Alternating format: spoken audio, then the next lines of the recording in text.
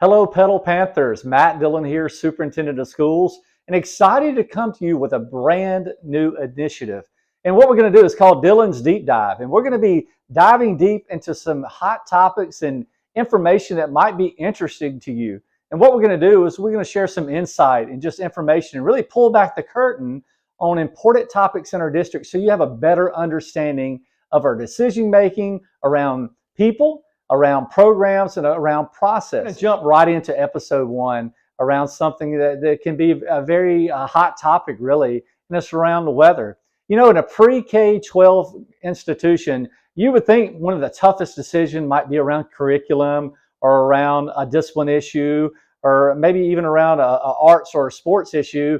But really, that's not the case, because really one of the more challenging things that we have to deal with sometimes is around weather. Can you believe it? That's what we have to think about. So what we're going to do today, I have a special guest with you. His name is Glen Moore. He is the Forrest County Emergency Management Director. He's also a Petal resident and a 1990 graduate of Petal, as a fun fact. So we're excited to hear from him, and he's going to talk to us a little bit about the decision making when he provides recommendations to school districts, to other businesses or other government entities within Forrest County for us to have the best information possible so we can make the best decision and move forward. So thank you for tuning in today, and we're going to jump right in and talk to Glen.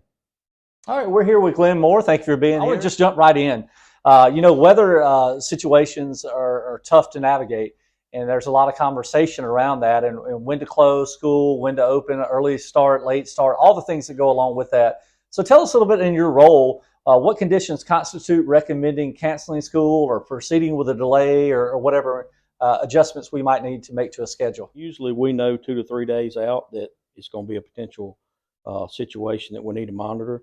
The National Weather Service in Jackson will start issuing daily conference calls. We'll join those conference calls. They will assign a threat level. For severe weather, it's a 5-level threat. For winter weather, it's a 4-level threat. Whenever we get to the enhanced level, which is 3 out of 5, we really begin to, get concerned. They will kind of show us what the model data is looking like, give us their threat level, their thoughts. The next day, it may have all changed overnight. A lot of times that's what happened with these weather models.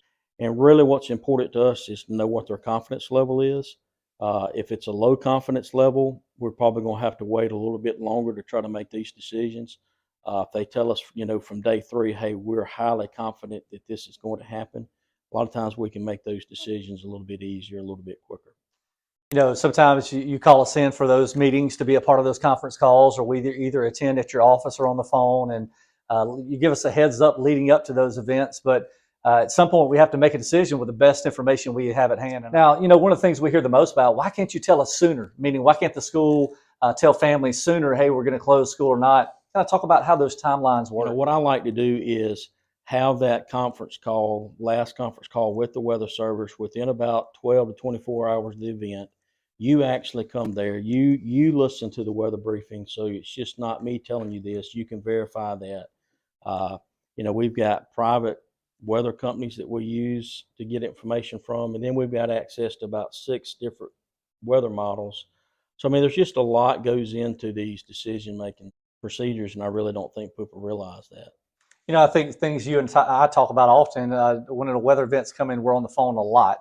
And we're always talking about travel to and from school. It seems to be the hottest topic. We run double routes in this district. You know that quite well. So tell us any other things that come into play with your decision making and recommendations when it comes to travel, whether, some people say it's safer to be at school. We have these storm shelters that we're so blessed to have and to get into in the event we have winds and different things. But there are other factors that have to go into that as well. Right. I would much rather that the children be here at school just on kind of those shelters. Right.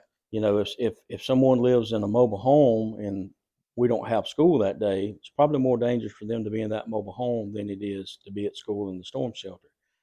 But what we really run into a lot of time is the timeline from the severe weather overacts bus times.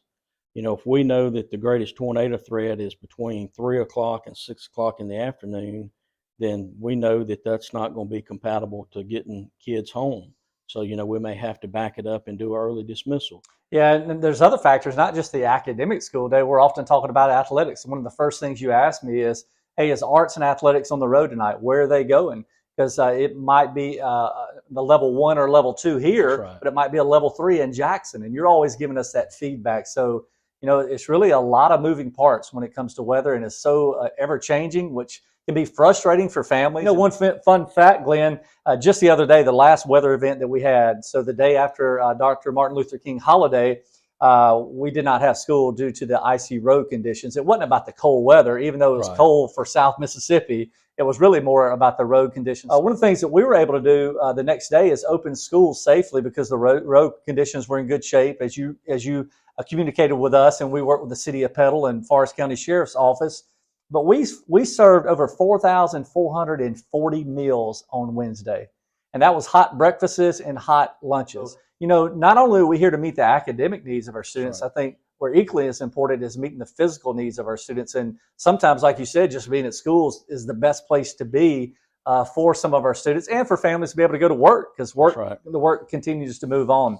So really, for how the Petal School District works, I think it's important to understand kind of next steps. What do? We get this great informed information from Glenn and his team, who work around the clock, and then they give us the most up-to-date information. We make a decision, and what we do from there is we put it out and notify our administration, our faculty and staff, and then quickly notify our parents through our school status messaging system. That's why it's important to make sure all your information is updated in SAM, so that we're getting those texts, those phone calls, and those emails out to you, because we want to ensure that you have the latest and greatest information.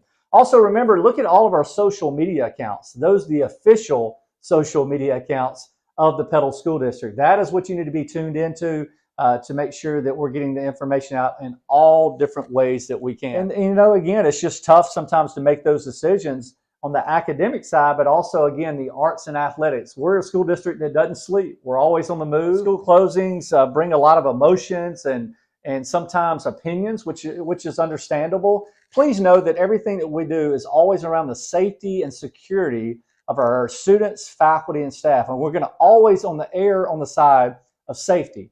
And that includes weather as well. So whether we're looking at a hurricane model coming up from the Gulf, or tornadic weather, or something like ice, which we don't see often in South Mississippi, but it's something we experienced lately, I wanted you to have a better understanding and kind of pull the curtain back and have a deeper dive into the decision-making process. So Glenn, thank you for what you do. You do a phenomenal job in our county, and specifically in Petal, to take care of our students and staff and really our community as a whole.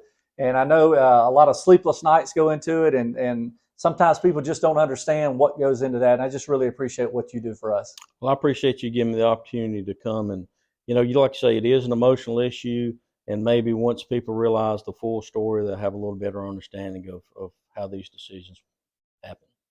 Well, thank you guys for tuning in. Please subscribe to our YouTube channel, the Petal School District official YouTube channel, and we'll be back with you very soon. Thank you for joining.